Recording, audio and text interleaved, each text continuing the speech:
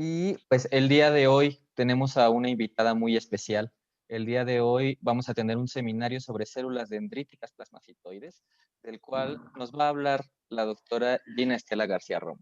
Pero antes de presentar a la doctora, quisiera pedirle a la maestra Lilia Isabel Ramírez si tiene algunas palabras para nuestra audiencia.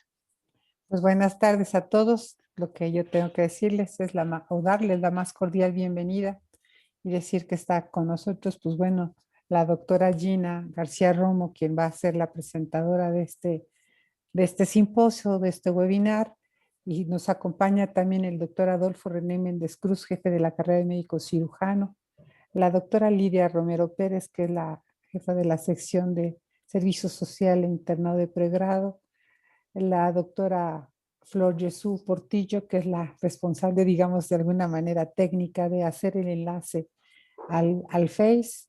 Por supuesto, como coordinador de este webinar, el doctor José Pablo Romero López. Una servidora, Lilia Isabel Ramírez García, les damos la más cordial bienvenida a este segundo simposio. Muy buenas tardes a todos. A nombre de la Universidad Nacional Autónoma de México, bienvenidos todos. Buenas tardes. Adelante, por favor. Muy bien, muchas gracias.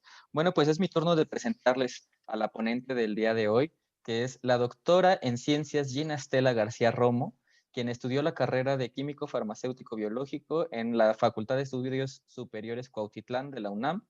Es maestra en ciencias egresada del Departamento de Biomedicina Molecular del CINVESTAF. Estudió el doctorado en ciencias, también egresada del Departamento de Patología Experimental del CINVESTAF. Todo este trabajo, por supuesto, en el área de inmunología.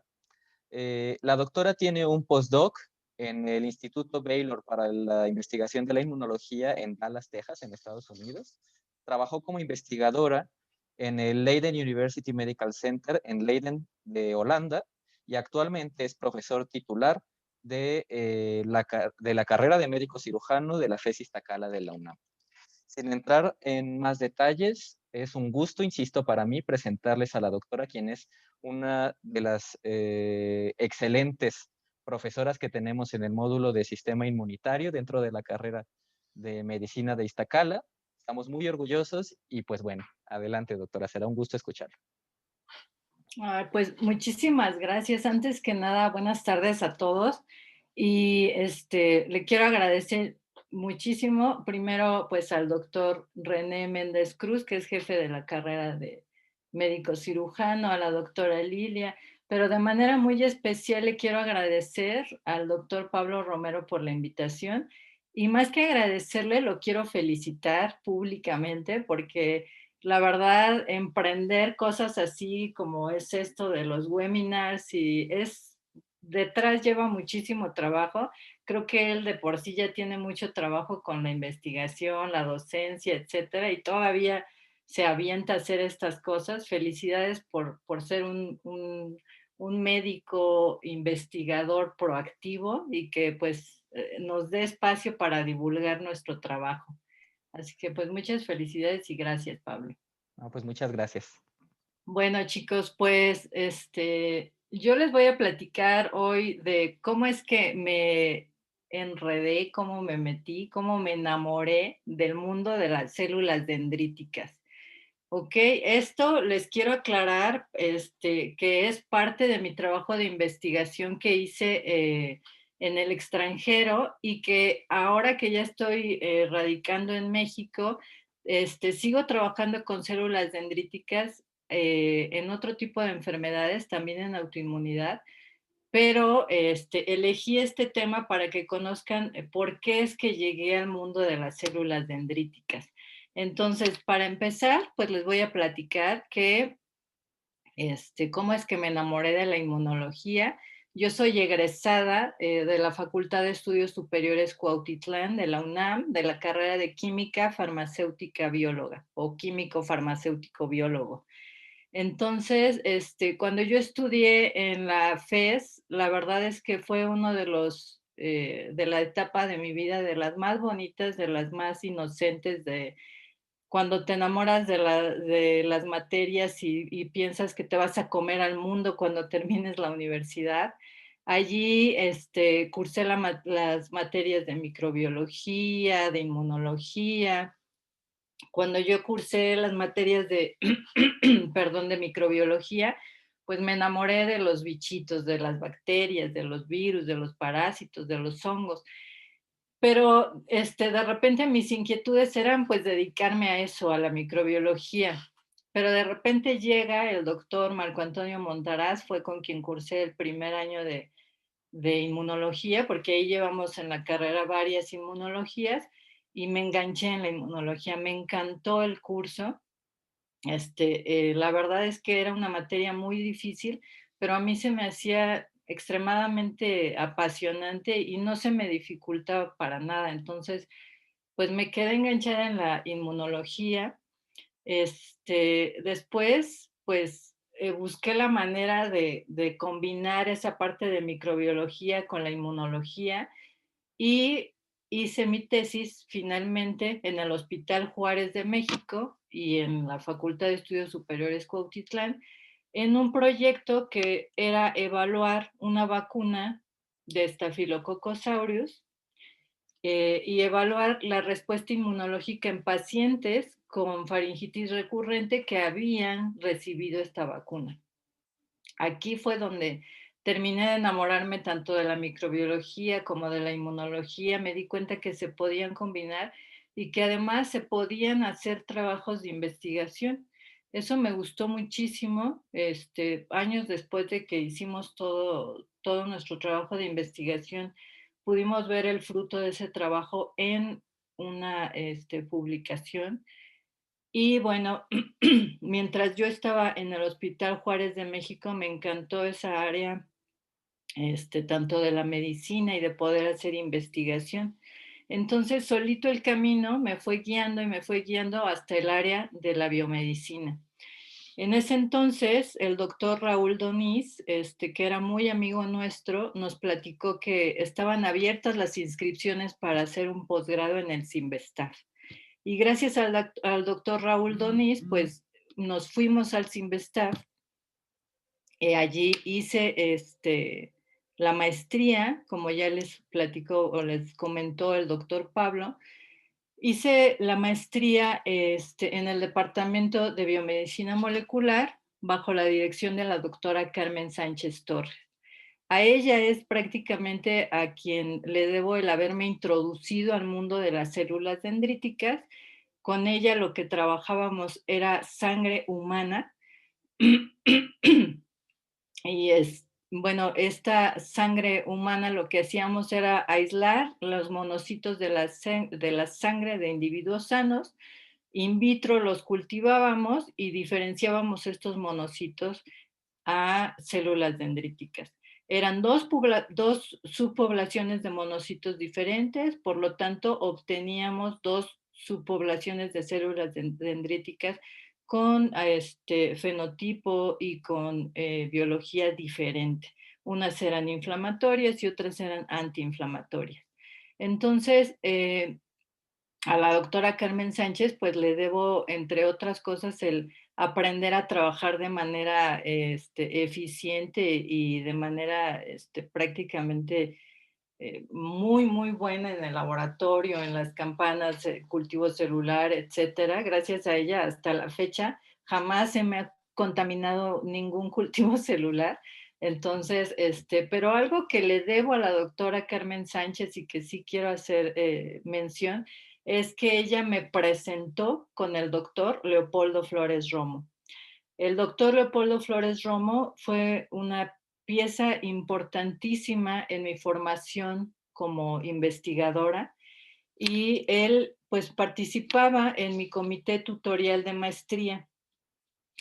Aprovecho para hacer una mención especial. El doctor Leopoldo Flores Romo falleció justamente en marzo 23, se va a cumplir un año de que el doctor falleció. Y bueno, cuando él fue mi tutor, prácticamente se convirtió en mi padre académico.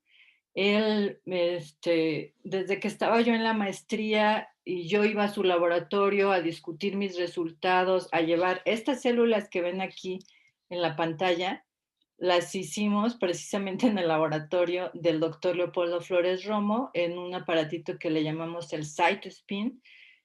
Y bueno, esas preparaciones, él me ayudaba a revisarlas, él me decía, ¿sabe qué? Que eso no parece dendrítica, eso le falta algo. Y él del día al día siempre estaba ayudándome, discutiendo mis resultados de maestría. Entonces, además de que era enriquecedor cuando él estaba escuchando mis seminarios, porque siempre tenía las palabras correctas para guiar mi trabajo de maestría. Pudimos publicar también ese trabajo de maestría y bueno, la verdad es que en ese momento yo admiré tanto al doctor Leopoldo Flores Romo que pues busqué la manera de cambiarme de biomedicina molecular a patología experimental y empezar a trabajar ya directamente en el laboratorio del doctor Leopoldo Flores Romo. Entonces, bueno, en la foto, para que sepan, está la doctora Carmen Sánchez, el doctor Leopoldo Flores Romo, una servidora, el doctor Alexander Pedrosa, que es el coordinador del módulo del sistema inmunitario, y una excompañera Sandra Bajaña, que también fue parte de ambos laboratorios, del laboratorio del doctor Leopoldo y del laboratorio de la doctora Carmen Sánchez. Bueno, posteriormente me cambio a patología experimental, me hago parte del laboratorio del doctor Leopoldo Flores Romo y aquí en esta diapositiva está el doctor Leopoldo Flores Romo, a quien casualmente dice aquí gracias y voy a estar eternamente agradecida porque él, igual que una célula dendrítica, empezó a extender sus dendritas y una de esas dendritas me llevó y nos llevó a conectarnos con otro grande de la inmunología en México, que es el doctor Rogelio Hernández Pando. Entonces tuve la oportunidad de hacer también la tesis de doctorado en el Hospital Nacional de Ciencias Médicas y de la Nutrición Salvador Subirán, que como ustedes saben es un hospital de excelencia para hacer investigación biomédica, y además en el Departamento de Patología en Cinvestav. Y bueno, mis tutores fueron nada más y nada menos que dos grandes de la inmunología en México. Fui privilegiada, la verdad, de haber sido su alumna. Y bueno, ¿y qué hice durante el doctorado? Porque ya se acordarán que les platiqué que en la maestría empecé a ver a las dendríticas. Bueno, pues durante mi trabajo de doctorado también trabajé células dendríticas, pero en la licenciatura había trabajado humanos, una vacuna de Staphylococcus aureus en humanos. En la maestría, monocitos de humanos. Y en el doctorado di una vuelta un poquito radical. Seguí trabajando en microbiología e inmunología, pero ahora fue en ratones. ¿Y qué fue lo que hice ahí? Bueno, pues lo que hacíamos era infectar ratones, nada menos y nada más que con Mycobacterium tuberculosis, uno de los bichos, de los bacilos más temidos en el mundo, pero que por muchísimo tiempo fue ignorado, ¿no? Fue una enfermedad Mycobacterium tuberculosis que era ignorada y pues ahora sabemos que desgraciadamente es un problema de salud mundial. Estamos hablando casi todos los días de COVID, pero hay otras pandemias y otras enfermedades que son igual de peligrosas. Tal vez no se transmiten uno no sabe en qué momento se enferma, pero igual o más peligroso es Mycobacterium tuberculosis. Podría decirles que al año mueren más personas de tuberculosis en el mundo que de COVID. Entonces, bueno, Mycobacterium tuberculosis, lo que nosotros hacíamos en el proyecto era precisamente inocularles vía intratraqueal a los ratoncitos los bacilos de Mycobacterium tuberculosis. Los ratoncitos se enfermaban, perdón, no avanza, aquí está. Se enfermaban, así como ven en la diapositiva, el ratoncito se enfermaba, se sentía mal, se iba a un rincón. Y durante la infección, nosotros en varios días post-infección los sacrificábamos y veíamos qué había pasado en sus pulmones y qué había pasado en los ganglios que drenan los pulmones, es decir, en los órganos linfoides secundarios. Y ahí observamos varias cosas, pero en donde nos centrábamos, donde se centró nuestro objetivo de estudio fue en las células dendríticas. De nuevo, células dendríticas, pero ahora en un modelo murino de Mycobacterium tuberculosis. Afortunadamente, y gracias a tener estos dos grandes tutores, normalmente, déjenme decirles que en México, para que tú te puedas graduar de doctorado, tienes que presentar un artículo publicado, al menos un artículo. Si tienes un artículo, ya te puedes doctorar. Pero nosotros, afortunadamente, publicamos 3 artículos que salieron de nuestro trabajo de doctorado. Entonces, la verdad sí fue gracias a, pues, a los 2 grandes inmunólogos que tuvimos como tutores y pues también a que éramos extremadamente chambeadores, la verdad, modestia aparte. Llegábamos a nutrición a las 6 de la mañana, salíamos después de las infecciones y de analizar las células, salíamos a veces a las 5 de la tarde y nos íbamos directamente al Sinvestav. En el Sinvestav algunos compañeros dicen, ahora que hemos platicado con ellos, es que casi no los veíamos en el laboratorio. No nos veían porque llegábamos en la noche, después de haber estado todo el día en nutrición, a recolectar las muestras, los que habíamos trabajado, para que al día siguiente lo pudiéramos adquirir todo en el citómetro. Entonces era prácticamente trabajos de 24 horas en el laboratorio, en nutrición y en Sinvestav, que como saben, los que viven en la Ciudad de México sabrán que las distancias entre nutrición y Sinvestav son bastante largas, así que nos aventábamos un buen viaje para llegar de un lugar a otro y transportarnos de un lugar a otro. Cuando terminé,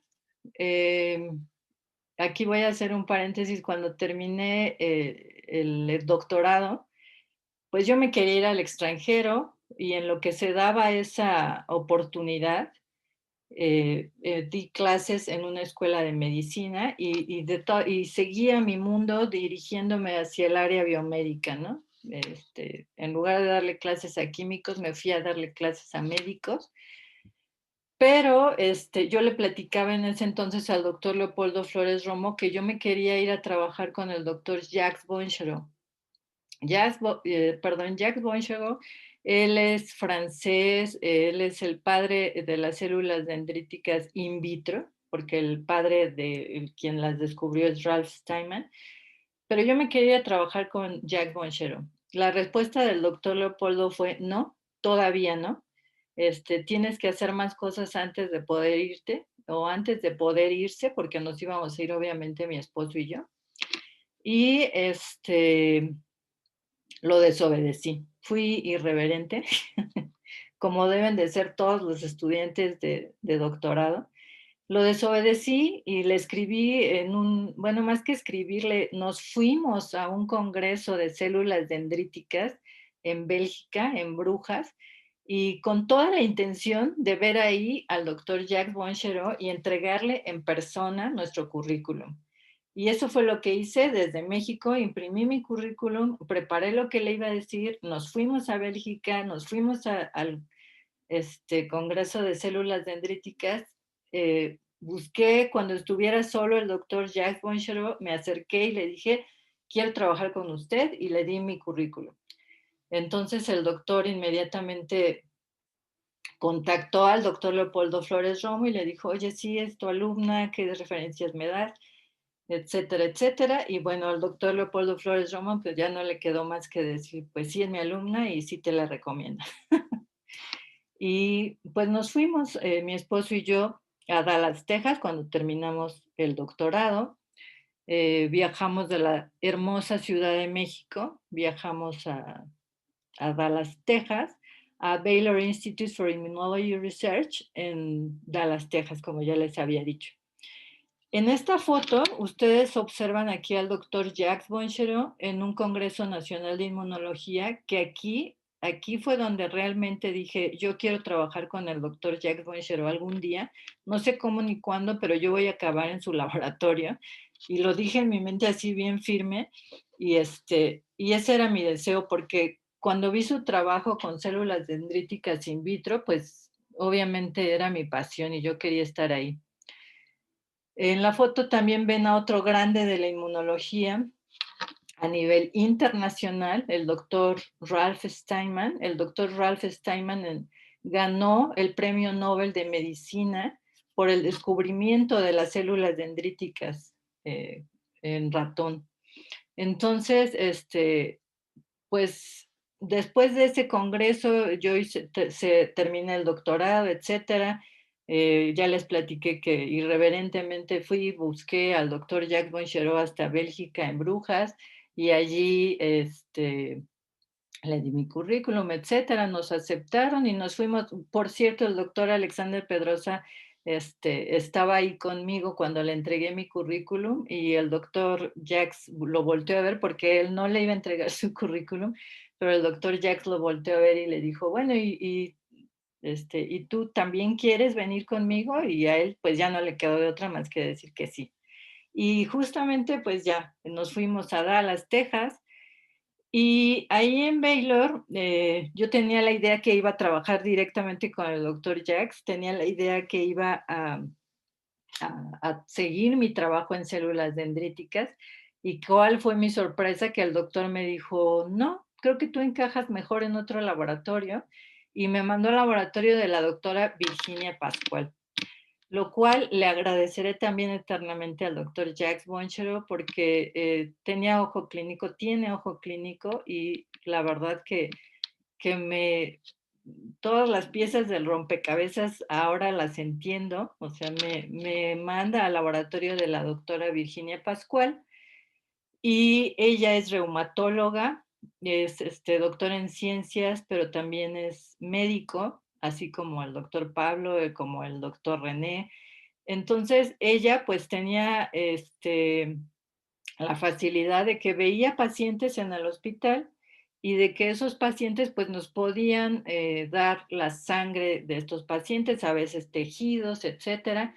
Y lo que ella trabajaba, bueno, trabaja es una enfermedad autoinmune, por eso es que vamos a hablar de autoinmunidad, que se llama lupus. Y bueno, entonces la doctora Virginia me plantea que el proyecto en el que ella quiere que yo colabore en ese momento, mi primer postdoctorado, es un proyecto analizando el papel de los neutrófilos en lupus. Entonces casi me voy para atrás porque yo dije, híjole, me vine a Texas a trabajar con Jacques Bonchereau y no voy a trabajar directamente con él, aunque prácticamente al final así fue. Trabajábamos tanto la doctora Virginia como el doctor Jacques, pero no voy a trabajar con él directamente, no voy a trabajar dendríticas, voy a trabajar neutrófilos, una célula con la que jamás en mi vida me había yo sentado a platicar, ¿no? Entonces dije, bueno, pues ni modo, vamos a darle porque a eso vinimos a trabajar. Y afortunadamente pudimos publicar un artículo que hasta la fecha lleva más de 800 este, citas a nivel mundial, porque allí yo lo que hice fue empezar a trabajar los neutrófilos de pacientes pediátricos que tenían lupus y ver cuál era su papel en la patogenia del lupus. Pero aquí ustedes ven que el título del paper, del artículo, dice Netting neutrophils are major inducers of type 1 interferon production in pediatric systemic lupus erythematosus. ¿Esto qué quiere decir? Que los neutrófilos son los principales inductores de la producción de interferones de tipo 1. Y aquí es en donde voy a entrar a hablar ahora sí de las células dendríticas plasmacitoides. Las células dendríticas plasmacitoides son las células del organismo cuya principal función es producir interferones de tipo 1. Entonces, pues la verdad es que mi papel era analizar qué hacían los neutrófilos en lupus. Pero como yo estaba y estoy enamorada de las células dendríticas, vi la manera de meter las células dendríticas de alguna forma y bueno, pues metí a una de las subpoblaciones de las células dendríticas más importantes, que son las células dendríticas plasmacitoides. Entonces lo pude combinar al final del día y lo publicamos pues en un journal bastante decente, en el Science Translational Medicine. Entonces, bueno, aquí ahora sí vamos a entrar en el tema. Lo que yo trabajaba es lupus. El lupus es una enfermedad, si ustedes hablan de autoinmunidad, el prototipo de enfermedad autoinmune es lupus, ¿ok? Si ustedes entienden lupus, yo siempre les digo a mis alumnos, si entienden lupus, van a ser capaces de entender cualquier otra autoinmunidad. Entonces, como les dije, pues yo estuve estudiando primero los neutrófilos. ¿Y quiénes son los neutrófilos? Bueno, para que se vayan un poquito familiarizando los que no saben y los que sí saben, pues recordarlo.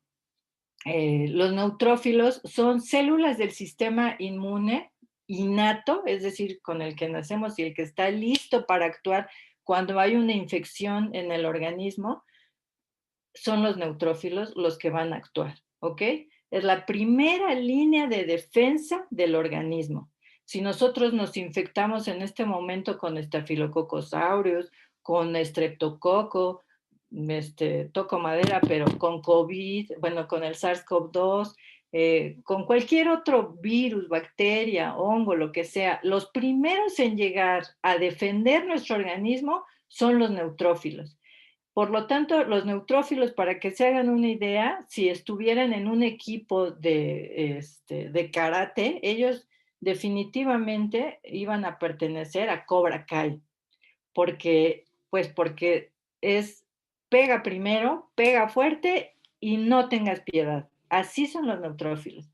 Pero hay otras células que también están implicadas en las primeras respuestas en contra de infecciones, sobre todo contra virus, y que definitivamente también pertenecerían al club de Cobra Kai.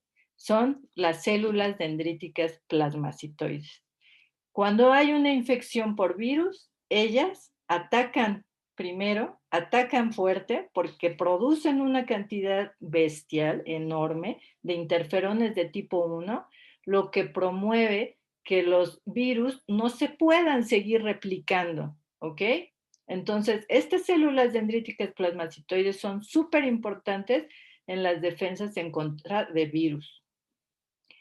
En lupus, bueno, les voy a hablar ahorita un paréntesis de células dendríticas plasmacitoides, que es en lo que nos vamos a centrar en la primera parte de la plática. Quien las describe por primera vez no fue por primera vez, pero quien retoma el estudio de estas células dendríticas plasmacitoides y a quien se le considera el padre de las células dendríticas plasmacitoides es el doctor Yongjin Liu. Yongjin Liu tenía muchísimo contacto, como ustedes pueden ver aquí, con Ralph Steinman, que fue el padre de las células dendríticas convencionales. Y aquí en esta otra foto tenemos al padre de las células dendríticas convencionales, Ralph Steinman, y al doctor Jacques Bonchereau, que es el padre de las células dendríticas in vitro, ¿no? Él junto con el doctor Christoph Koch, desarrolló in vitro el cómo poder estudiarlas. ¿Y por qué? Pues porque las células dendríticas convencionales y también las plasmacitoides son muy difíciles de estudiar in vivo. Son unas poblaciones celulares muy pequeñas. Entonces, lo que hizo el doctor Jacques Bonchereau y Christoph Koch, fue mejorar las condiciones en el laboratorio para poderlas obtener en cantidades más decentes y poder estudiar su biología. Entonces aquí en la diapositiva tenemos a los tres grandes de las células dendríticas. Las células dendríticas en general las vamos a dividir en células dendríticas convencionales, que son de origen mieloide, y en células dendríticas plasmacitoides que se cree, o la mayoría de ellas son de origen linfoide. Y digo que se cree porque si ustedes revisan la literatura se van a dar cuenta que hay un poco de discrepancia todavía en el origen de las células dendríticas plasmacitoides. Entonces, aquí podemos ver que tenemos un huesito. Dentro del hueso tenemos lo que conocemos como médula ósea, que es en donde se producen todas las células de la sangre, es en donde se da el proceso que conocemos como hematopoiesis, ¿ok? Ahí se producen todas las células de la sangre, imagínense, eritrocitos, linfocitos T, linfocitos B, células NK, monocitos, dendríticas, etcétera. Todo ahí se va a producir y parten de una célula madre pluripotencial, ¿ok? Que cuando esta célula madre pluripotencial encuentra las condiciones en el microambiente necesarias para poder diferenciarse en lo que ustedes quieran. En este caso, en la diapositiva, lo que estamos viendo es que tenemos un precursor de células dendríticas. Este precursor de células dendríticas va a dar origen a una célula dendrítica convencional, a un precursor de células dendríticas convencionales, que de esas no les voy a platicar el día de hoy. Si hay oportunidad en alguna otra ocasión lo haré. Pero en las que nos vamos a centrar es en las células dendríticas plasmacitoides, ¿sí? Para que se pueda desarrollar a partir de este precursor de células dendríticas, se necesita que haya en el microambiente factores de transcripción como el E2-2 y el ligando de FLT3. Cuando esta combinación se da de manera correcta, entonces vamos a este precursor se va a diferenciar a una célula dendrítica plasmacitoide, la cual va a migrar a órganos linfoides secundarios, pero de aquí, de la médula, la dendrítica plasmacitoide ya sale lista para actuar, ¿ok? Se va a órganos linfoides secundarios, que puede ser el vaso, puede ser los ganglios, y allí pues termina un poquito de madurar y están súper listas para que en cuanto nosotros, como seres humanos, encontremos o tengamos el reto con algún microbio, específicamente con virus, la célula dendrítica plasmacitoide va a estar lista para secretar, para producir cantidades enormes de interferones de tipo 1, ¿ok? ¿Y qué es lo que hace este interferón de tipo 1? Pues detiene la replicación viral, es decir, que se sigan dividiendo los virus en nuestro organismo y detienen la enfermedad en una etapa temprana de la infección, ¿ok? Pero aquí hay algo importante. Si ustedes se dan cuenta, aquí la PDC, perdón, la célula dendrítica plasmacitoide, está de una manera protegiendo al organismo en contra de infecciones virales. Pero la célula dendrítica plasmacitoide, si se encuentra en condiciones adecuadas y en otro tipo de concentraciones de citocinas en ese microambiente, entonces también va a ser capaz de activar a células T reguladoras. Las células T reguladoras son excelentes células en el organismo, pero a veces no las queremos ahí. ¿En qué casos no las queremos? En cáncer, ¿ok? Cuando la célula dendrítica plasmacitoide está ahí y activa a las T reguladoras y en lugar de una enfermedad viral hay un tumor, es mala noticia, porque las células T reguladoras lo que van a hacer es suprimir la respuesta inmunológica y favorecer el crecimiento del tumor. Entonces, no solamente nos defienden, también si existen las condiciones necesarias, pues van a participar desafortunadamente en, en proliferaciones del tumor, ¿no? Entonces, una vez entendido esto, vamos a platicarles un poquito más. Bueno, les voy a platicar sobre qué porcentaje hay de células dendríticas en la sangre.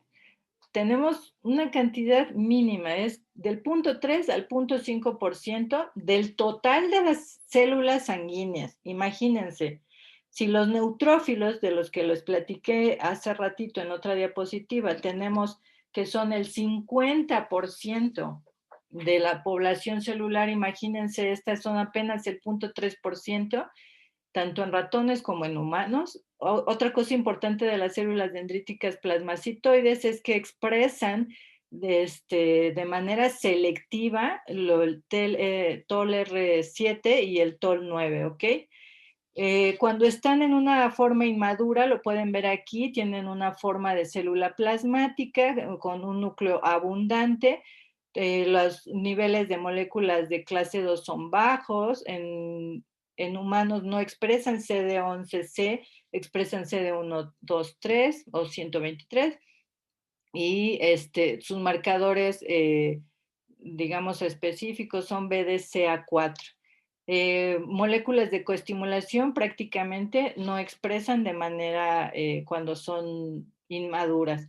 Sin embargo, cuando nuestro organismo se encuentra con un virus, una bacteria o una señal de daño, por ejemplo, una lesión en la piel, hablando de autoinmunidad, por ejemplo, en psoriasis, hay lesiones en la piel y esto activa a la célula dendrítica plasmacitoide, madura y cambia su morfología por completo a estas hermosas células con extensiones citoplasmáticas, como la pueden ver aquí. Aquí está su núcleo, y entonces ella cambia por completo.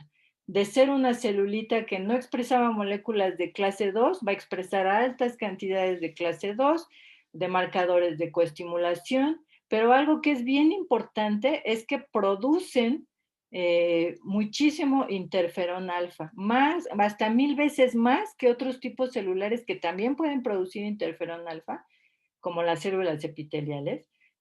Las plasmacitoides pueden producir 1000 veces más interferón que ellas, ¿ok? Y además, las citocinas que producen, las moléculas que producen cuando se activan, son capaces de atraer a otras células del sistema inmunológico para que le ayuden a eliminar la señal de peligro, sea cual sea, un virus, bacteria o lo que sea. La célula dendrítica plasmacitoide entonces se activa por medio de TLR9, perdón, y TLR7. ¿Qué es lo que reconocen? Y esto es bien importante que les quede claro en autoinmunidad. Lo que reconoce TLR9 son motifs de DNA que no está metilado, ¿ok? Entonces, lo reconoce, se activa la célula dendrítica, activa una cascada de señalización que termina en la producción de interferón alfa y en respuestas inmunes adaptativas. Vamos a empezar ahora, ya hablamos en general de qué son las células dendríticas plasmacitoides y ahora vamos a ver cuál es la función principal, ustedes ya lo deben de saber, los chicos, del sistema inmunológico. Su función principal va a ser diferenciar lo extraño de lo propio, o lo propio de lo extraño, ¿ok? Si algo extraño entra a nuestro organismo, pues lo vamos a decir, esto no va aquí, y lo desecho, monto una respuesta inmune en contra de él y lo elimino. Sin embargo, no siempre sucede así. Hay ocasiones en donde por cuestiones de patologías, lo propio se vuelve extraño, ¿ok? Entonces, para poder hablar de autoinmunidad, les tengo que hablar de tolerancia, y de la tolerancia nada más les voy a mencionar rápidamente que nuestro organismo se vuelve tolerante a lo propio, es decir, a las proteínas de mi hígado, de mi corazón, del riñón, del ojo, de todo lo que ustedes se imaginen. Mi organismo se vuelve tolerante, pues durante el desarrollo de mis linfocitos T. ¿En dónde? En el timo es la tolerancia central, y en la periferia también hay otros mecanismos que inducen tolerancia para que mi organismo no se ataque a sí mismo. Sin embargo, cuando esta tolerancia se quiebra, cuando se pierde el equilibrio en la tolerancia, se despierta un mecanismo que conocemos como autoinmunidad, ¿sí? Y la autoinmunidad no es más que la insuficiencia o la pérdida de estos mecanismos responsables de la tolerancia a lo propio, ¿ok? En la autoinmunidad no solamente participan anticuerpos, también participan células que no reconocen a lo propio. Y entonces el organismo se ataca a sí mismo. Por eso se llama autoinmune, ¿ok? Auto. Entonces, enfermedades autoinmunes, ¿cuáles son? ¿De dónde las podemos encontrar? ¿En dónde se pueden desarrollar? Prácticamente en todo el organismo. El día de hoy me voy a enfocar en lupus. Las enfermedades autoinmunes son muchísimas, pero se pueden clasificar en dos grandes grupos, las que son órgano-específicas y las que son sistémicas. Les decía que el lupus, al ser sistémico, pues es el prototipo de enfermedad autoinmune. Pero las órganos específicas, por ejemplo, tenemos a diabetes mellitus tipo 1, pero como les decía y como ven en esta diapositiva, puede dar en cualquier parte autoinmunidad. En la piel podemos ver que se da la psoriasis, es una enfermedad autoinmune. Lupus eritematoso sistémico puede llegar a atacar el corazón, ataca el cerebro, ataca todo absolutamente. Entonces, es una enfermedad que se caracteriza principalmente porque se producen anticuerpos en contra del DNA, en contra del RNA de nuestras células, ¿ok? Se activa la cascada del complemento, hay formación de inmunocomplejos que se van a depositar principalmente en vías urinarias, en el riñón, y la mayoría de los pacientes, desgraciadamente, cuando no tienen un tratamiento que los controle, pues sus riñones fallan y la mayoría de ellos fallece por falla renal. Eh, pero en niños, desgraciadamente también se puede presentar el lupus y eso fue lo que a mí me tocó estudiar durante mi estancia en Baylor. Como les dije, el lupus les puede atacar en cualquier parte, por eso se llama sistémico, en cualquier parte del organismo, en la piel. Esta es una característica de las pacientes con lupus, tienen esta mancha malar en la cara precisamente porque ahí se depositan los inmunocomplejos y se inicia una cascada de inflamación terrible. También puede haber daño a nivel en el cerebro, en las articulaciones, en la boca, etcétera. Hay signos y síntomas para el lupus. Ahorita no me voy a detener mucho en esto, pero bueno, hay desórdenes neurológicos, desórdenes en el riñón, en la sangre, etcétera.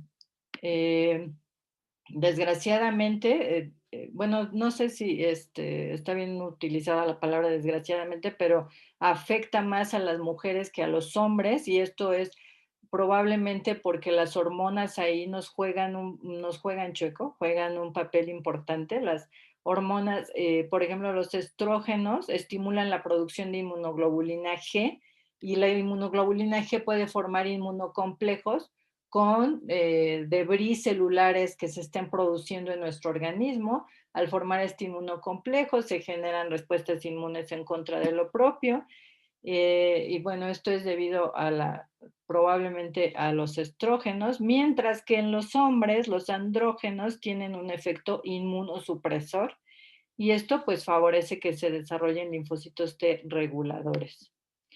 Tratamiento para el lupus, desgraciadamente viven en un cóctel de medicamentos que solamente al final del día para lo que el objetivo que tienen es suprimir la respuesta inmunológica. Por eso ven aquí el uso de glucocorticoides, porque ahí la respuesta inmunológica está exacerbada, pero es que en contra de lo propio, es lo que no queremos y por eso se dan glucocorticoides y inmunosupresores. Bueno, entonces, ¿qué poblaciones celulares están afectadas en los pacientes con lupus? Prácticamente todas. Los neutrófilos, las células dendríticas, las células B, las células plasmáticas y las que ahorita nos importan más, las células dendríticas plasmacitoides. En lupus se ha visto que hay las células dendríticas plasmacitoides, y esto tiene reportado desde hace muchos años, producen una cantidad exacerbada y exagerada de interferón alfa. Si ustedes le toman sangre a un paciente con lupus, van a observar que las concentraciones de interferón alfa son elevadas en la sangre de estos pacientes. Este interferón alfa es capaz de, ¿se acuerdan que al inicio les dije que los monocitos de la sangre yo los derivaba a células dendríticas in vitro? Bueno, pues in vivo esto sucede en pacientes con lupus. ¿Y qué pasa? El interferón alfa estimula los monocitos y los monocitos se diferencian a células dendríticas, pero células dendríticas convencionales que son de carácter inflamatorio o proinflamatorio. Esto está publicado en un Science en el 2001 por Patrick Blanco, por si quieren checar la referencia. ¿Por qué les da lupus a las personas? Desgraciadamente, quien les diga les da lupus por esto, esto y esto otro, es mentira. Es la pregunta del $1,000,000. No se sabe. Desgraciadamente, tiene la etiología, es multifactorial. Hay susceptibilidad genética. Aquí podemos ver en el ejemplo de la diapositiva, la susceptibilidad genética es porque tienen alterados genes que participan en la presentación de antígenos, en la señalización de células T, de células B, pero también el medio ambiente corre y tiene un papel fundamental en el desarrollo del lupus. El medio ambiente, cuando están expuestas estas personas a infecciones recurrentes por virus, por ejemplo, la célula dendrítica plasmacitoide, ya sea por un virus, no sé, imagínense, el virus de la hepatitis, el virus, el que ustedes quieran, tuvieron muchísimas infecciones virales de niños. Entonces, esas células dendríticas plasmacitoides están en constante secreción de interferón alfa y ese interferón alfa va a actuar sobre muchísimas poblaciones celulares en el paciente con lupus, lo que al final del día va a desarrollar una autoinmunidad. Entonces tenemos que es una enfermedad multifactorial. Cuando yo llegué a Baylor, el primer dato que me presentó Virginia es, mira, lo que tenemos en el proyecto es esto, sacamos sangre a pacientes con lupus y vimos por medio de un análisis que se llama microarray, aquí lo que vemos, cada rayita de lo que ustedes ven es un paciente, y lo que ven en rojo son genes que se sobreexpresan en las células de estos pacientes y lo que ven en azul son genes que no se expresan, ¿ok? O que se expresan de manera muy baja. Las dos huellas importantes que veíamos en ese momento en los análisis por microarray fue interferón o interferones de tipo 1, pero además también neutrófilos. ¿Quiénes producen el interferones de tipo 1? Las plasmacitoides. Y a mí que me habían dicho que estudiara los neutrófilos. Ahí fue donde dije, aquí pueden jugar un papel importante ambas células y empecé a trabajar. Básicamente lo que primero hice fue analizar a los neutrófilos para ver estos neutrófilos cómo iban a afectar a las células dendríticas plasmacitoides. Para ese entonces, en el 2004, ya se había por ahí un paper muy importante que revolucionó la ciencia de los neutrófilos, en donde se establece que los neutrófilos no solamente podían morir por apoptosis o por necrosis, también podían morir por algo conocido como netosis.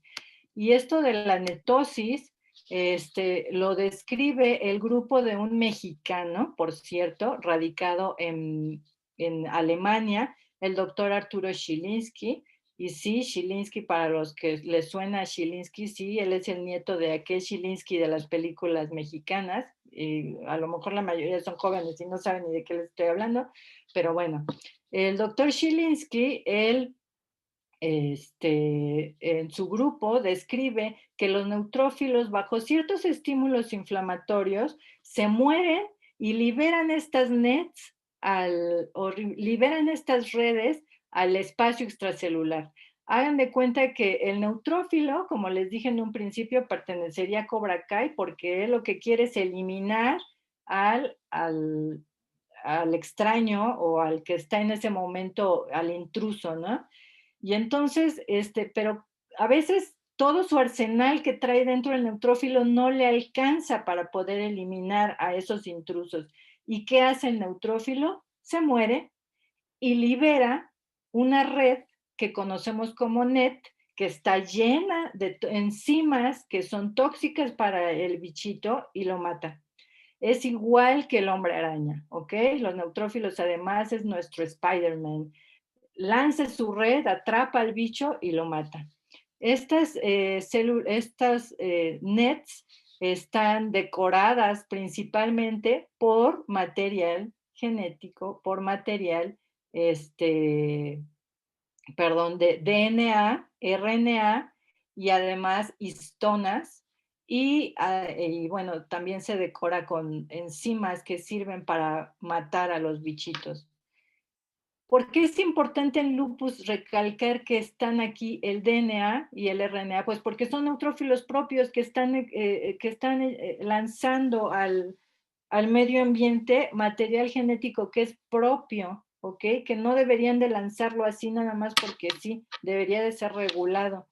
Entonces, esto lo hacen pues para atacar a las bacterias. Diríamos que es el Spider-Man y que es lo máximo, el neutrófilo, porque ataca a todos los bichos, pero no es así.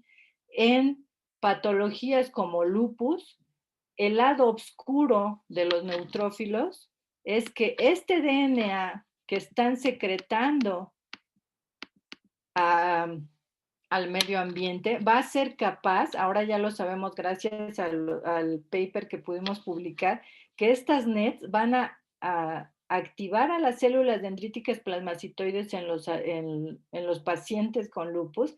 Ellas van a producir interferón alfa. El interferón alfa a su vez va a estimular a los neutrófilos. Y aquí lo pongo en paréntesis porque, perdón, en signo de interrogación, porque esta fue la diapositiva con la que yo le presenté mi proyecto ya a Virginia y le dije, ¿sabes qué? Que yo creo que las cosas van por aquí. Y entonces, pues ahí fue, le dije, yo no sé si esto vaya a suceder, no sé si los neutrófilos, al estar en contacto con inmunocomplejos de DNA y de RNA, se activen, tal vez sí, tal vez no. Si se activan y sacan ese RNA y ese DNA, activarán a la espiricis. Todo eso no lo sabíamos y lo comprobamos.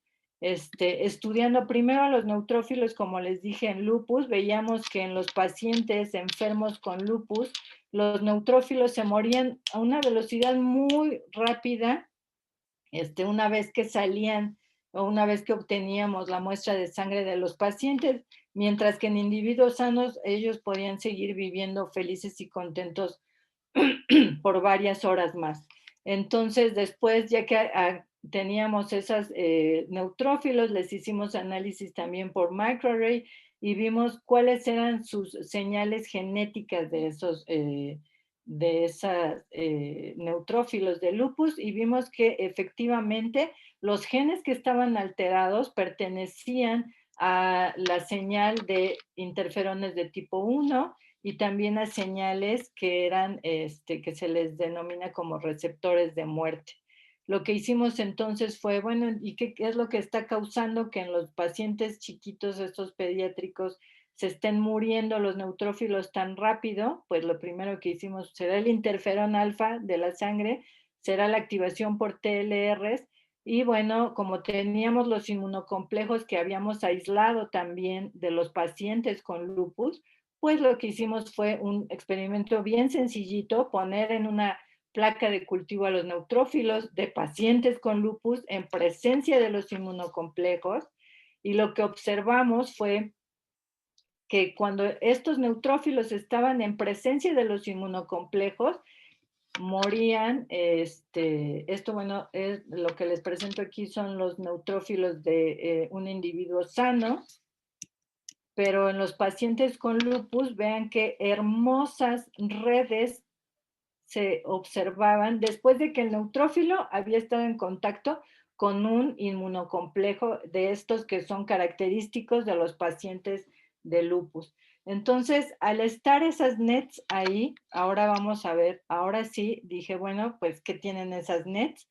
Resulta que tenían, obviamente, el sobrenadante de esos cultivos, de estos que les dije al principio, aquí, lo que tenían, esto fue al microscopio, y analizando el sobrenadante vimos que lo que tenían era una concentración elevada de DNA, Además tenían moléculas proinflamatorias y moléculas antibacteriales como el LL37. Esta es una foto de una histoquímica en donde vemos a las NETs decoradas con LL37 y con High Mobility Group B1, que es una molécula de proinflamación, ¿ok? Entonces ya sabíamos que cuando los neutrófilos se les... Perdón, si me paso del tiempo me avisas, Pablo. Ya sabíamos que cuando los neutrófilos estaban activados con estos inmunocomplejos, entonces liberaban las NETs y ahora lo que queríamos saber, ahora sí, cuál es el papel de las PDCs. ¿Se van o no se van a activar en presencia de estas NETs? Yo les dije que las PDCs expresan selectivamente TLR9 y TLR7. Entonces hicimos una serie de experimentos en donde tomábamos los sobrenadantes de estos neutrófilos muertos por netosis y los poníamos en presencia de las células dendríticas plasmacitoides, y lo que observamos fue que las células dendríticas plasmacitoides efectivamente en presencia de los sobrenadantes de los neutrófilos de pacientes con lupus y que habían sido activados por inmunocomplejos, estas células dendríticas plasmacitoides se activaban, expresaban moléculas de activación como CD80, 86, un poco menos CD83, y bueno, nuestro control positivo era un CPGA, ¿ok? Esto es prácticamente la gráfica de lo que acabamos de ver aquí, el número de experimento que hicimos, etcétera. Y en todos pasaba eso, y además no solo eso, también producían de una manera muy importante un cierto número de pacientes interferón alfa después de haber estado en contacto con estos sobrenadantes de las NETs, perdón, citocinas inflamatorias como TNF-alfa, IP-10, interleucina 6. Y bueno, esto ya nos dio entonces pauta para decir, ok, las células dendríticas plasmacitoides se activan directamente por las NETs que están liberando, o por el DNA que está liberando el neutrófilo después de que se murió por la presencia de los inmunocomplejos. ¿Ok? ¿Y cómo podíamos comprobar que eran las NETs? Bueno, pues como las NETs están compuestas de DNA, lo que utilizamos fue una enzima que destruyera el DNA, es decir, una DNasa, y efectivamente cuando agregábamos DNasa al medio o al sobrenadante, vimos que las células dendríticas plasmacitoides ya no se activaban, ¿ok? Por lo tanto, definitivamente podríamos concluir que los neutrófilos muertos o activados por el inmunocomplejo y que morían liberando sus NETs, y estas NETs estaban en el medio ambiente, al estar ahí la PDC se iba a activar e iba a producir interferón alfa, como ya lo vimos. Queríamos saber si el interferón alfa era el que estaba haciendo todo este ruido, y fue otro ejercicio, un experimento muy bonito, el que pusimos neutrófilos de individuos sanos, les estimulamos con interferón alfa, y ¿qué creen? Se convirtieron en neutrófilos tipo lupus, ¿ok? Y entonces, cuando a estos neutrófilos tipo lupus los poníamos en presencia de inmunocomplejos, también morían por netosis, y sus sobrenadantes también estimulaban la maduración de las células dendríticas plasmacitoides. Esto lo que nos llevó a publicar ese artículo muy importante que fue un parteaguas en la ciencia. Si ustedes buscan en PubMed antes y después de ese artículo, las NETs se volvieron el boom. Después del 2004 con Zielinski, la verdad es que las NETs se fueron al cielo, empezaron a buscar NETs por todas partes, pero después de esto, que nuestro grupo fue prácticamente el primer grupo en demostrar que la patología de lupus era debida en parte a que los neutrófilos estaban muriendo por netosis después de ser expuestos a inmunocomplejos de RNA o de DNA, y que estos inmunocomplejos activaban de manera negativa a los neutrófilos, producían las NETs, estas NETs activaban por medio de TLR9 o en su caso de TLR7 a las células dendríticas plasmacitoides y estas iban a estar liberando altas concentraciones de interferón alfa al medio y esto hacía como un círculo vicioso en donde el paciente pues está en un constante proceso de inflamación y por eso es que si esto sucede, por ejemplo, en un riñón, imagínense, pues el paciente va a terminar con el riñón muy afectado y desgraciadamente mueren por insuficiencia renal. La verdad es que yo estoy muy orgullosa de este paper en específico porque nos dio que fuera nombrado como pueden ver aquí en New England Journal of Medicine, que es de las revistas más importantes a nivel de medicina.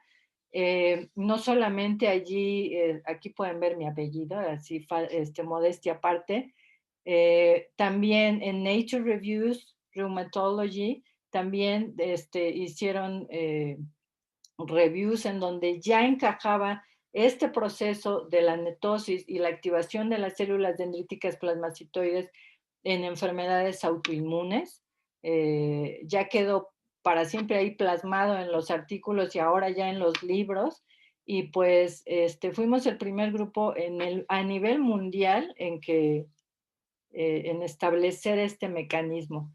Ok, entonces rápidamente después de de las células, ya vimos el papel de las plasmacitoides en lupus, pues yo terminé mi trabajo en Baylor, seguí el amor, la verdad que fue más por amor que por otra cosa, y me mudé a Holanda.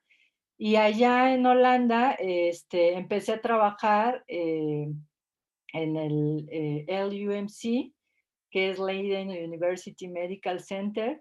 Y bueno, llegué a vivir en Holanda, a Rotterdam, perdón, pero trabajaba yo en Leiden, en el laboratorio del doctor Kees van Kotten. Y como yo quería seguir estudiando células dendríticas plasmacitoides, el doctor me dijo, bueno, pues tenemos este proyecto que es el papel de las dendríticas plasmacitoides, pero ahora en trasplantes renales.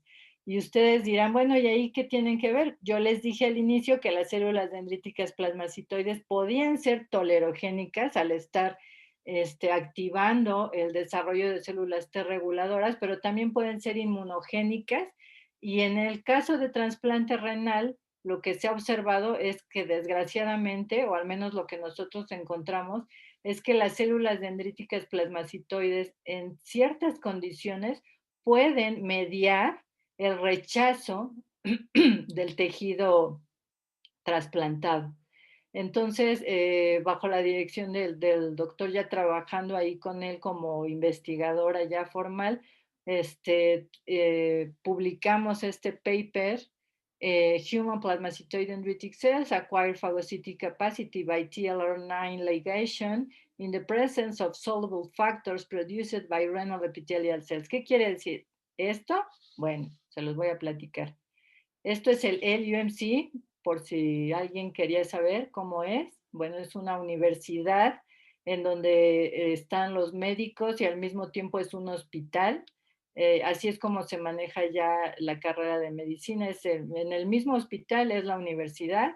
Entonces, pues teníamos a la mano los pacientes, teníamos todo a la mano. En Leiden es una ciudad preciosa de Holanda, en donde además van a encontrar un museo que está ahí el primer microscopio de Anton Leeuwenhoek, Van Leeuwenhoek, perdón. Esta es una foto, se la tomé ahí en ese museo. Si algún día tienen la oportunidad de ir, vayan a Leiden, vayan al museo y busquen, porque ahí está el microscopio que utilizó Antonio Van Leeuwenhoek. Bueno, aquí está la estación de trenes, que era con lo que me transportaba todos los días desde Leiden hasta Rotterdam, más o menos 30 minutos en tren. todo el mundo en Holanda me decía, ay, pero qué flojera viajar hasta Rotterdam. Yo decía, caray, vengo de la Ciudad de México, de donde viajo de Ciudad Universitaria al norte de la ciudad 1 hora todos los días, en metro, y no me quejaba, pues menos me iba a quejar en el tren y viendo los paisajes que les acabo de poner aquí, ¿no? Entonces, pues todo es cuestión de perspectivas. Bueno, ¿qué sabemos de trasplantes y de células dendríticas plasmacitoides? Bueno, primero que nada, sabemos que el trasplante renal desafortunadamente se tiene que hacer y es el tratamiento de elección cuando los pacientes sufren de insuficiencia renal terminal y que ya no hay más que hacer más que un trasplante renal. Aquí aprovecho para hacer un paréntesis también e invitarlos a que donen sus órganos cuando ustedes, pues ya no vayan a estar aquí en el mundo y ya no los vayan a necesitar.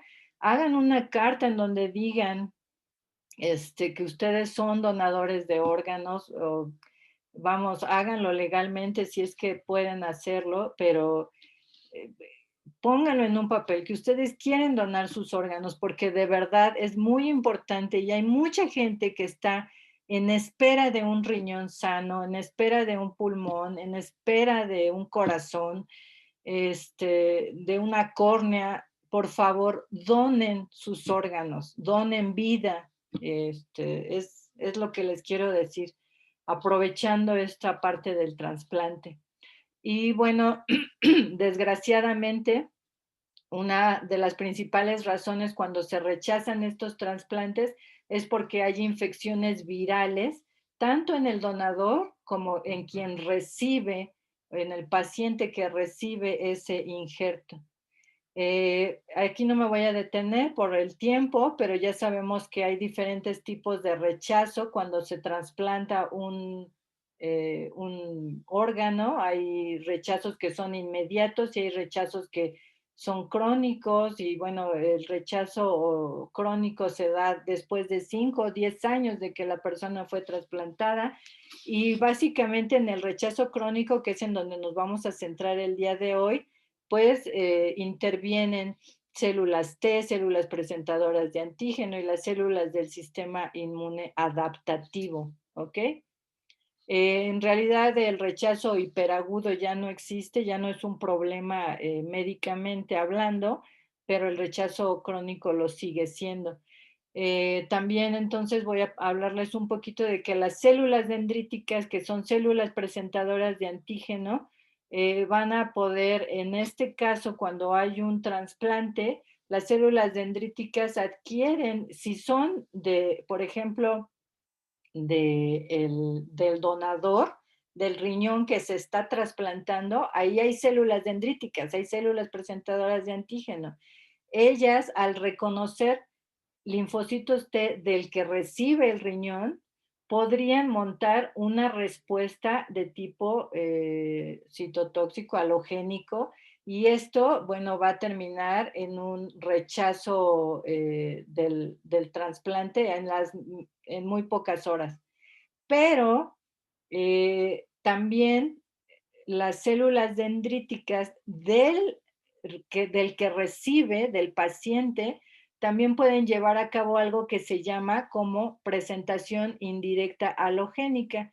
Estas células del que recibe el riñón, pues van a ser capaces de procesar como extraño las moléculas de MHC de el riñoncito que le fue donado, ¿ok? Y cuando eso sucede, pues lo va a procesar, se lo va a presentar a las TES y las TES lo van a reconocer como algo extraño y entonces van a empezar el proceso de rechazo al trasplante. Bueno, esto es también otra diapositiva, nada más para decirles, ejemplificarles, este es el riñoncito, cómo llegan las células presentadoras de antígeno cuando se trata de una presentación ya sea indirecta o directa, ¿ok?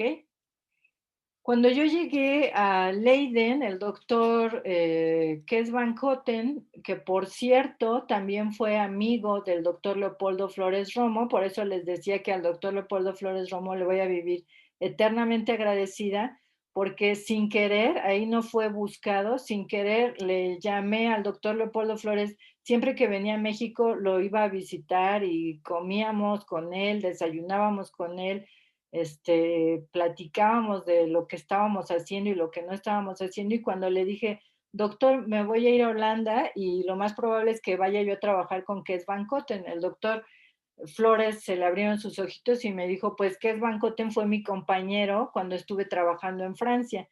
Entonces, quieran o no, el doctor Flores extendía sus dendritas por todo el mundo y a la larga, iba yo a terminar trabajando con alguien que conociera al doctor Flores de alguna u otra forma. Entonces, bueno, llego a Leiden con el doctor Kees van Kotten y me dice: "Bueno, nosotros tenemos estos estudios en donde hemos visto que en riñoncitos que han sido rechazados, hacemos tinciones y vimos que había un acúmulo de células dendríticas plasmacitoides en estos riñones que fueron rechazados y no sabemos por qué están".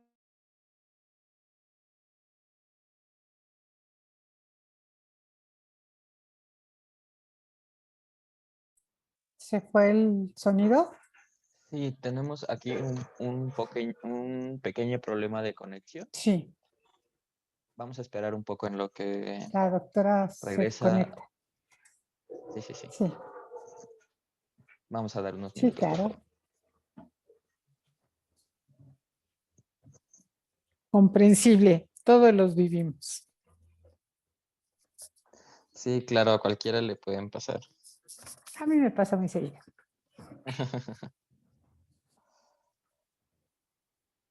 Muy bien, pues mientras tanto, aprovecho para informarle a la audiencia que tenemos que en la página de Facebook donde estamos transmitiendo pueden registrarse. Hay ahí un enlace en el cual ustedes pueden registrarse para obtener su constancia. Les debemos a una constancia del seminario pasado. Entonces, no duden que les lleguen juntas, las del primero y la del segundo. Por favor, téngannos ahí un poquito de paciencia. Ya me comenta la doctora Gina que se le fue la luz, Ah, pero que ya regresó. ya. Pero que ya Ah, regresó, entonces en poquito tiempo se va a fue un conectar de nuevo. apagón. Sí, entonces también les quiero comentar que en la página de Facebook pueden, ahí en la sección de comentarios, escribirnos todas las preguntas que tengan para la doctora y todos los comentarios que tengan para esta plática, que bueno, es muy, muy interesante y muy enriquecedora para todos, ¿verdad? Vamos a dar un momentito en lo que se conecta la doctora. Sí, también aquí pueden en el chat poner sus preguntas. Ujú. Esta está cumpliendo una función aparte de toda la parte científica y de investigación de la doctora. El ánimo que nos debe de mover es que todos podemos llegar a eso. Esta es una plática, hasta si quieren, en paralelo, motivacional, de que extendamos las alas. Vuelen, chicos, vuelen. Vuelen hasta donde ustedes quieran volar, porque todos pueden. Entonces, eh, también es de orgullo, pues, ver que muchos mexicanos lo intentan, lo logran y aquí están compartiendo los saberes. Entonces, no nos trasquilemos, no nos podemos, no nos cortemos las alas y volemos. Vuelen, vuelen, se puede. Inténtenlo y logrenlo. Sí, también aprovechar para hacer el comentario a todos los estudiantes de medicina que nos estén viendo, en que, bueno, que se den cuenta que estos grandes descubrimientos no solamente son en Europa o en Estados Unidos, ¿no? sino que también nacen de gente de nuestro país y de gente que estudia así en facultades de estudios superiores como nosotros estamos trabajando. La doctora Gina de la Facultad de Estudios Superiores de Cuautitlán, Cuautitlán. ¿verdad? Entonces, qué bueno que se den cuenta que siempre existe la posibilidad de hacer investigación y que, bueno, esperemos que les resulten interesantes los seminarios y que se sigan conectando en futuras reuniones. Mientras tanto, en lo que se conecta la doctora, si me permiten, les voy a hacer aquí el comercial del próximo seminario, ¿sí?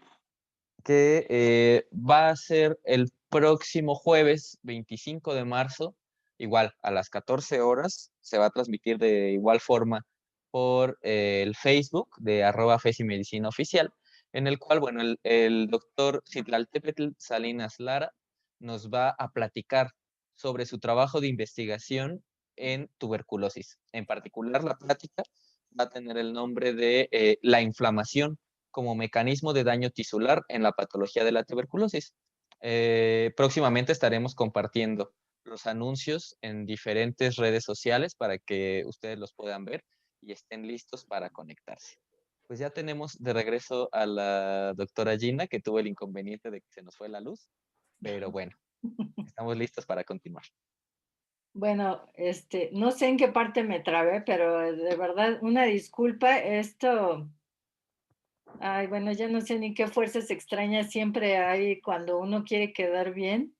No sé, pero bueno, en fin, tomémoslo como que es parte de la pandemia.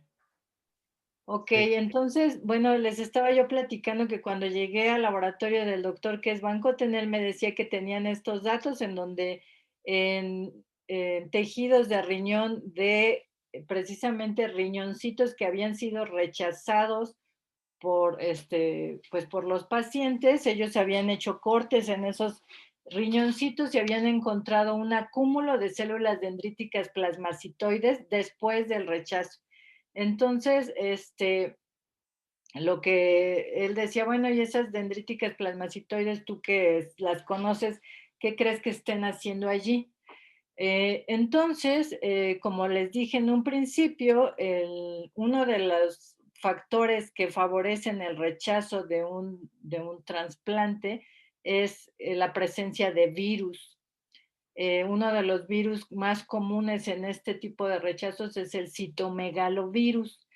Bueno, pues entonces le dije, tal vez estas dendríticas plasmacitoides están allí porque están tratando de eliminar a los virus, se activan y sin querer, pues activan otros procesos a los linfocitos T y se termina rechazando el riñoncito. En condiciones normales, bajo un daño de las células epiteliales o endoteliales del riñón, ya sea porque haya un daño, porque toman mucha Coca-Cola o porque, no sé, cualquier otra cosa, comen mucha carne, no sé, que haya algún daño en los riñoncitos. Entonces, ¿qué es lo que pasa? Pues se mueren estas células y estas células apoptóticas o necróticas pues van a activar tanto a las células dendríticas mieloides como a las plasmacitoides que residen ahí en el riñón. En este caso yo solo me voy a enfocar a las PDCs o las plasmacitoides. Entonces, ¿qué es lo que pasa cuando se activa, cuando estas plasmacitoides se encuentran con una célula que ha muerto por apoptosis o por necrosis? Pues estas PDCs van a tener un fenotipo tolerogénico, ¿ok? Entonces no va a pasar nada, va a tolerar el riñoncito trasplantado y ya, no pasa nada. Pero si allí existe un virus, ese virus va a infectar a las células epiteliales de los riñoncitos. En este caso, el ejemplo que les voy a dar es de citomegalovirus. Infecta a las celulitas del riñón que se acaba de trasplantar, ya sea porque el donador tenía citomegalovirus o porque quien lo recibe también tiene citomegalovirus, ¿no? El caso es que el citomegalovirus llega ahí de una u de otra manera y entonces infecta las células del riñón.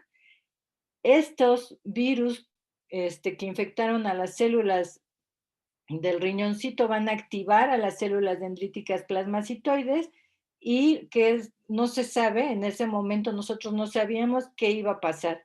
Iban a ser tolerogénicas o tal vez inmunogénicas y por lo tanto por eso se había rechazado el órgano trasplantado. Entonces lo primero que hicimos fue, bueno, vamos a cultivar a las células dendríticas plasmacitoides in vitro con células epiteliales del riñón o células endoteliales, en este caso fue con células epiteliales del riñón, las vamos algunas de ellas van a estar vivas, otras de ellas van a estar muertas, las cultivamos, es un experimento muy sencillo, las ponemos juntas y vemos qué hacen esas células dendríticas. Pues vimos que las células dendríticas en presencia de una célula epitelial normal, que no esté infectada, ni nada de nada, simplemente no se activa y la célula dendrítica sigue su vida normal. No hay expresión de moléculas de coestimulación ni de moléculas de coinhibición, tampoco producen interferón alfa. Este panel que ustedes ven aquí es nuestro control positivo con una célula dendrítica cultivada con CPGA. Entonces, después vimos que si nosotros cultivábamos a estas células dendríticas con células epiteliales y además les agregábamos, mimetizando al virus, agregábamos estas secuencias de CpG no metilado, entonces veíamos que estas PDCs, en presencia de las células epiteliales y del CpG, mimetizando al virus, efectivamente se activaban, producían interferón alfa y además expresaban de manera importante moléculas de coestimulación, pero también moléculas de coinhibición como PDL1. Después de esto dijimos, bueno, ahora sí ya vimos que cuando está un virus, por decirlo así, el CPGA, bueno, ahora lo vamos a hacer con el virus de manera real y entonces empezamos a cultivar citomegalovirus en el laboratorio del doctor Ramón Arens. Nos dieron el virus que cultivamos, lo pintamos de verde fluorescente y este virus infectó a las células epiteliales del riñón. Tomamos los sobrenadantes y los sobrenadantes hicimos un montón de variaciones de cultivo con células epiteliales, con y sin sobrenadante, con o sin células epiteliales, con y sin virus, etcétera.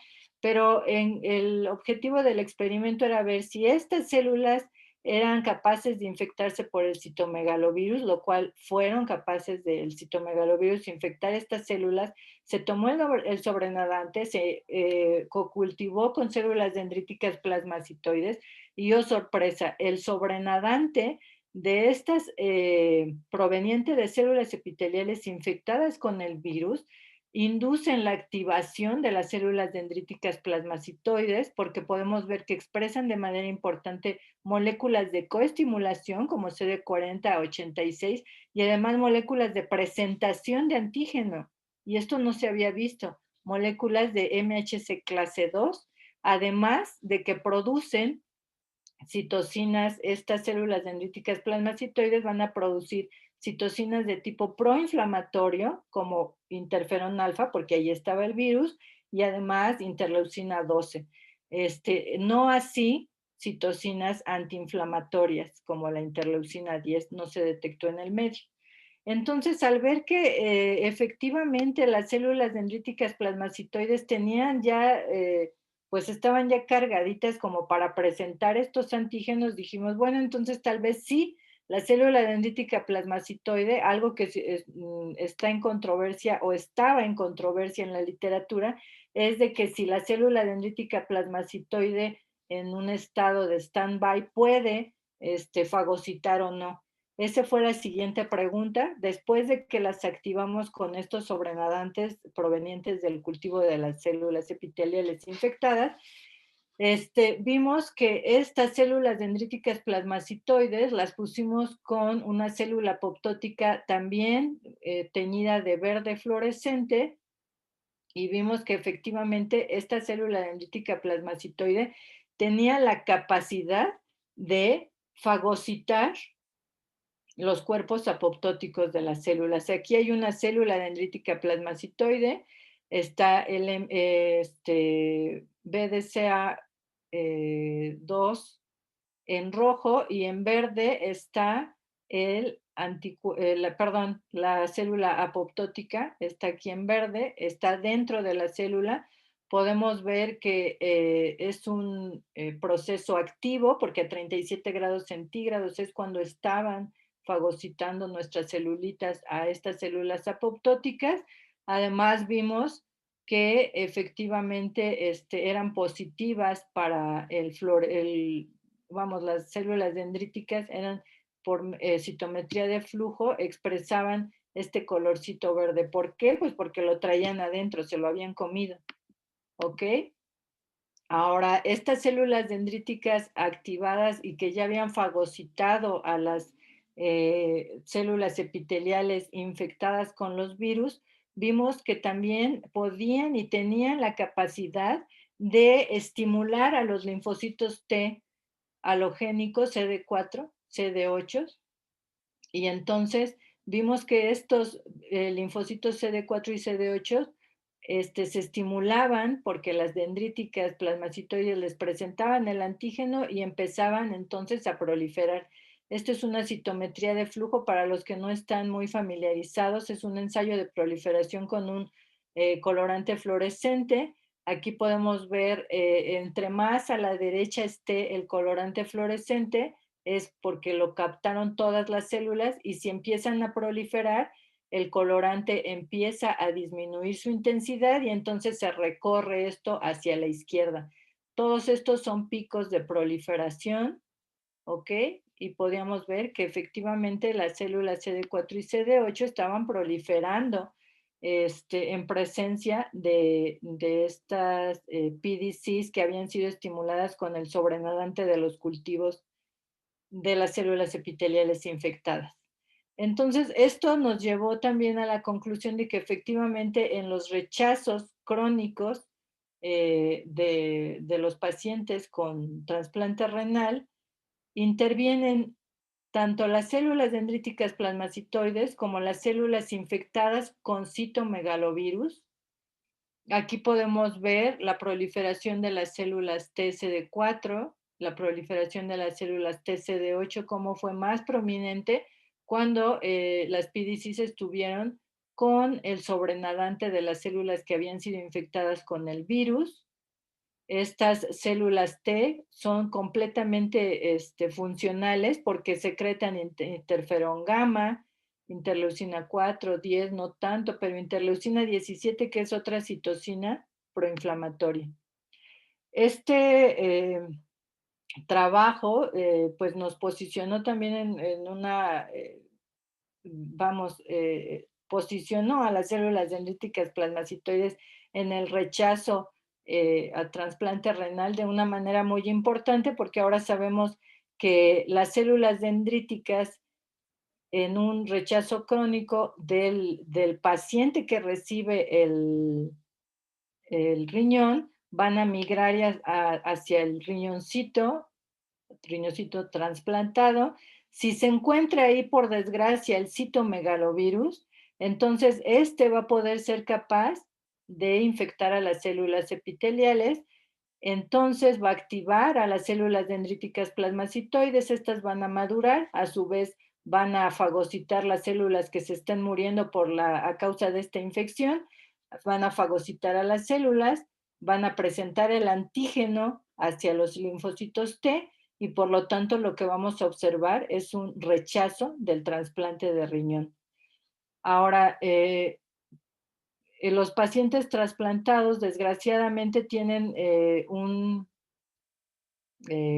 tratamiento farmacológico con inmunosupresores y esto pues los hace susceptibles a infecciones por virus como el citomegalovirus, entre otros. Hay otros virus que también actúan de la misma manera, pero el más común es citomegalovirus. Bueno, y este fue el papel de las dendríticas plasmacitoides en el rechazo al riñón o al trasplante renal. Fue el trabajo que hicimos en Holanda. Quiero agradecer pues de una manera así muy, muy, muy especial al doctor Alexander Pedrosa, que durante todos estos años de investigación él ha estado ahí discutiendo conmigo resultados en restaurantes, en comidas y en todas partes, este, menos en la casa, pero siempre hablando de y ayudándome, dándome consejos. El laboratorio de la doctora Virginia Pascual, aquí estábamos en Baylor, aquí hay por lo menos 3 mexicanos, el doctor Alexander Pedrosa, una servidora y Gaby Reyes Luna, que también fue parte importante del proyecto porque ella era la médico que se encargaba del contacto con el hospital de Children's allá en Dallas, Texas. El laboratorio del doctor Leopoldo Flores, en especial, a lo mejor reconocen a alguien por aquí, quiero agradecerle al doctor René Méndez Cruz, porque él es nuestro jefe de carrera, y les digo que el doctor Flores extendió sus dendritas hasta ahora en mi vida profesional, porque estoy segura que una influencia para que el doctor René nos mirara y bueno, me mirara para integrarme al equipo de trabajo en FESIS Tacala, pues en parte fue por esas dendritas que el doctor Leopoldo Flores extendió. Le quiero dar las gracias especialmente también al doctor René, al doctor Bart Lambrecht, porque también fue parte de mi formación durante el doctorado en Holanda. Aquí está de espaldas, pero estábamos viendo células dendríticas en las tráqueas de los ratones, y al equipo del doctor Kes van Koten en Holanda. Aquí está mi pequeñita en una de las tantas fiestas que hacíamos en nuestro departamento con el equipo de trabajo del doctor Kes van Koten. Y bueno, y especialmente al doctor Leopoldo Flores Romo, que siempre, siempre estuvo allí dándome consejos, a pesar de que ya estaba yo en el extranjero. Este, mm, Le llamaba por teléfono. Cuando venía a México también me comunicaba con él. Como les dije, siempre nos íbamos a comer y era discutir y discutir artículos, discutir mis resultados y darme consejos. Entonces, siempre, siempre ha estado allí. Incluso ahora que él ya no está, él fue el que me dijo, sígale dando a esto de las células dendríticas plasmacitoides porque eso es lo que le gusta y es usted buena en eso. Entonces, pues le hice caso y ahora sigo trabajando en células dendríticas plasmacitoides. En este caso, como les dije, les presenté trabajos que había hecho antes, pero en la actualidad estoy en el laboratorio de inmunología de la UMF aquí en FES Iztacala, bueno, allá en FES Iztacala. Y bueno, pues ahora estamos estudiando estas poblaciones celulares en cáncer de seno en pacientes mexicanas. Esto es en pacientes, no es en modelos murinos, es en pacientes directamente, y también seguimos con nuestra línea de investigación de autoinmunidad. En trasplantes es todavía un poquito más difícil establecer la línea, pero en un futuro no dudo que lo vamos a hacer. Entonces, si alguien está en la audiencia y quiere hacer su tesis de licenciatura, de maestría o doctorado con una servidora, con gusto comuníquense conmigo. Aquí está mi correo y bueno, lo pueden hacer sin mayor problema. La verdad es que no se van a arrepentir. Tenemos mucha experiencia en el área y pues vamos, no es por nada, pero le es una área emocionante, apasionante, y que yo espero que alguno de ustedes haya quedado un poquito impregnado de esa pasión que yo le tengo a las células dendríticas plasmacitoides y a los neutrófilos. Pues por mi parte es todo. Muy bien, pues muchísimas gracias, doctora. Yo creo que no un poquito, sino muchos de los estudiantes que nos vieron les resultó interesante y hay algunas preguntas que nos hicieron en el Facebook. Oscar Soto pregunta, doctora Gina, muy interesante su plática y felicidades por su trabajo. Tengo unas dudas. ¿Existe relación entre los patrones moleculares asociados al daño o DAMPs y las PDCs? Y en este sentido, ¿podría existir alguna relación entre las PDCs y enfermedades neurodegenerativas?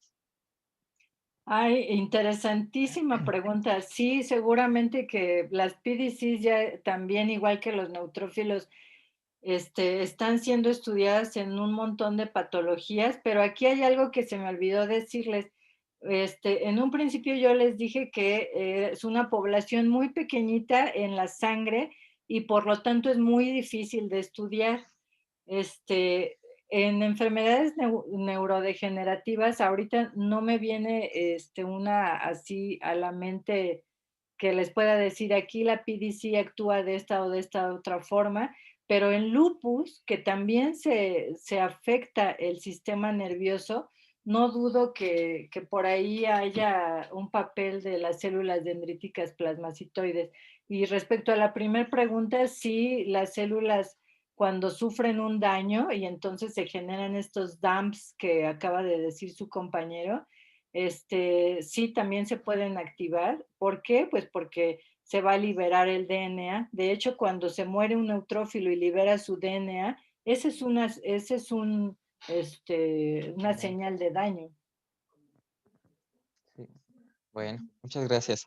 Comenta Leti Sec, excelente ponencia, qué orgullo haber compartido aulas en la universidad. No, Eh, gracias, Leti. Marta Alicia la felicita por su ponencia y por sus logros. Ramón Chávez dice que qué excelente conferencia. A mí me encanta trabajar con NETs y ahora gracias a su conferencia me emocionaron estas PDCs. Okay. Esmir Janet Zavala comenta felicidades. Muchos la felicitan por su trabajo. Itzel Gracias. Xotlaniwa pregunta, hola doctora, buenas tardes. Primero que nada me siento muy orgullosa de usted y me da mucha inspiración en mi carrera. Quisiera preguntarle si podría ser posible que se utilicen las PDCs que puedan secretar interferón de clase 1 contra infecciones virales contra el SARS-CoV-2 o podría ser contraproducente y desencadenar una respuesta autoinmune como el lupus. Esa es una pregunta súper interesante. Hablando, no de SARS-CoV-2, por ejemplo, hablando de infecciones por hepatitis, uno de los tratamientos es precisamente para bajar los niveles de carga viral de hepatitis. A los pacientes se les da interferón alfa, pero vamos, la desventaja de esto es que algunos de ellos pudieran llegar a desencadenarse en ellos enfermedades autoinmunes. En SARS-CoV-2, como lo saben, es un virus nuevo. No se sabe mucho sobre SARS-CoV-2. Sin embargo, al inicio de la infección, el que haya las cantidades necesarias y suficientes de interferón alfa podría ser uno de los mecanismos que inhiba la replicación del virus y por lo tanto la, eh, frenar la enfermedad. A lo mejor eso está sucediendo en la mayoría de los pacientes asintomáticos. Sus plasmacitoides son muy eficientes, regulan la producción de interferón alfa y paran la replicación viral. Sin embargo, en aquellos pacientes en donde el SARS-CoV-2 genera enfermedades severas y que llegan a veces hasta la muerte en este pequeño porcentaje de pacientes que ocurre, seguramente que se sale de control y entonces este interferón alfa, en lugar de estar favoreciendo que ya no se replique el virus, empieza a atacar a otras células, porque al inicio en lupus yo les dije que el interferón alfa iba a poder estar estableciendo también un loop de inflamación crónica, ¿ok? Entonces, tal vez en estos pacientes que no controlan la replicación viral, el interferón alfa se sale de control y entonces, más que la replicación viral, ahora va a ser la respuesta inflamatoria que existe en los pacientes, lo que dañe los tejidos en los pulmones. Esto es una hipótesis porque hasta ahorita yo no he visto ningún paper y si lo hay, por favor háganmelo llegar, en donde se demuestre que las plasmacitoides en los pacientes con enfermedad severa por COVID-19, las plasmacitoides sean las que están produciendo esta inflamación perpetuada y que a la larga daña el tejido en los pulmones específicamente. Yo no he leído ninguno. Gracias por la pregunta. Es muy, muy buen tema para investigar. Yo no lo voy a hacer porque me da miedo el SARS-CoV-2, pero digo, si alguien lo quiere hacer, pues adelante. Muy bien. Sí. Bueno, además, bueno, preguntan que cómo le hacen para la constancia en el Facebook donde estamos transmitiendo, busquen en los comentarios. Ya he puesto 2 o 3 veces el enlace de un formulario que ustedes tienen que llenar para obtener las constancias más adelante. Doctora, le pregunta al doctor Héctor Romero, dice, buenas tardes, gracias y felicidades por la ponencia. ¿Se conoce si hay cambios en la regulación de la producción de trampas extracelulares en las enfermedades autoinmunes como el lupus? Hola, antes que nada, hola Héctor, qué gusto que estés en el público, es un gran amigo. Sí, sí hay regulación de las trampas extracelulares, porque imagínate si todo el mundo estuviéramos produciendo estas trampas extracelulares así de manera indiscriminada, pues todos desarrollaríamos en algún momento de la vida una enfermedad autoinmune. Sí, en personas sanas, estas nets que se pueden llegar a producir porque tuviéramos enfermedad con algún virus o algún bicho por ahí, estas nets para controlarlas, pues tenemos a las DNAsas, ¿no? Y estas DNAsas lo que hacen es degradar a las nets que anden ahí en los tejidos y pues gracias a eso nosotros pues no desencadenamos o no desarrollamos respuestas en contra del DNA, aunque también, o sea, si ahorita yo hago una prueba de anticuerpos anti-DNA, la mayoría de nosotros vamos a tener anticuerpos anti-DNA o anti-RNA, pero no a los niveles que se genere una autoinmunidad. En los pacientes con lupus, ese es otro trabajo también de Zielinski, ellos demuestran que cuando no hay en los pacientes con enfermedades autoinmunes, estas DNAsas no son capaces de degradar o no son suficientes, tienen defectos en estas DNAsas y no degradan a las NETs. Y ese es el problema, que no hay quien las regule y las NETs siguen ahí perpetuadas esperando a que llegue una dendrítica, se las coma y active todo el proceso de autoinmunidad. Ok. Pues muchas gracias, doctora. No tengo más preguntas del Facebook. No sé si alguien aquí de la sala de Zoom tenga alguna pregunta para la doctora. ¿Podría levantar la mano? Ok, me parece que no. Bueno, pues muy bien. Pues no me queda más que agradecerle. Estuvo excelente la plática, muy interesante y yo creo que da para muchísimo este tema de investigación, ¿verdad? De aquí para adelante, lo bueno es que deja más preguntas que respuestas. Exacto. Entonces, eso es algo muy bueno y pues nada, le queremos agradecer por su participación y bueno, agradecerle a todos los asistentes. ¿Vale? Y pues que tengan un excelente día todos. Hasta luego. Así. Muy Muchas buenas gracias. tardes. Muchas Buenas gracias, tardes. doctora. Hasta luego. Muchas gracias, doctora. Muchas gracias, doctor Romero. Y No, de pues qué. bueno, a nombre de la Universidad Nacional Autónoma de México y de la Facultad de Estudios Superiores Iztacala, les damos las gracias a todos. Muy buenas tardes y hasta pronto. Hasta luego.